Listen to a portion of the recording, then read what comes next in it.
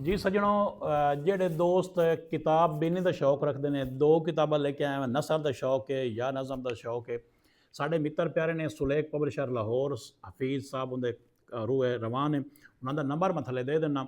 ਇੱਕ ਕਿਤਾਬ ਹੈ ਤਕਣੀ, ਨਸਰ ਦੀ ਕਿਤਾਬ ਹੈ। ਡਾਕਟਰ ਜ਼ਹੀਰ ਵੱਟੂ ਸਾਹਿਬ ਦੇ ਇਹ ਜਿਹੜੇ ਤਨਕੀਦੀ ਹੈ ਨੇ ਆਰਟੀਕਲ ਨੇ, ਉਹਨਾਂ ਦੀ ਕਿਤਾਬ ਹੈ।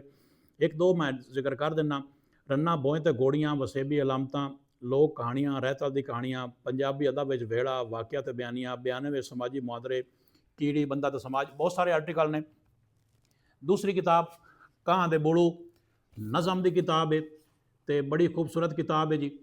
जल परियां दा वैन मेरी नज़म है बड़ी फेवरेट, वो मैं पढ़ देना कि खसमा नित निखसमी करके आख्या भौर मत्थे दा, शाला सदा सलामत वसन, उच्चे सिर दे साई साडा कीए, असी निमाणियां मुढ़ कदीम दी कालक बणियां, गोटू दिता प्यो दी पग तां साडी हा अमरां नूं आखे। ਜਿਹੜੇ ਦੋਸਤ ਖਰੀਦ ਕੇ ਪੜ੍ਹਨਾ ਚਾਹੁੰਦੇ ਨੰਬਰ ਮੈਂ ਥੱਲੇ ਦੇ ਦੇਣਾ। ਕਿਤਾਬ ਫੋਨ ਕਰੋ ਤੇ ਆਪਣੇ ਪਤੇ ਤੇ ਮੰਗਵਾ ਕੇ ਪੜ੍ਹ ਸਕਦੇ ਹੋ। ਸਾਰੇ ਸੱਜਣਾਂ ਦਾ ਬਹੁਤ ਭਲਾ ਜੀ, ਬਹੁਤ ਸ਼ੁਕਰੀਆ।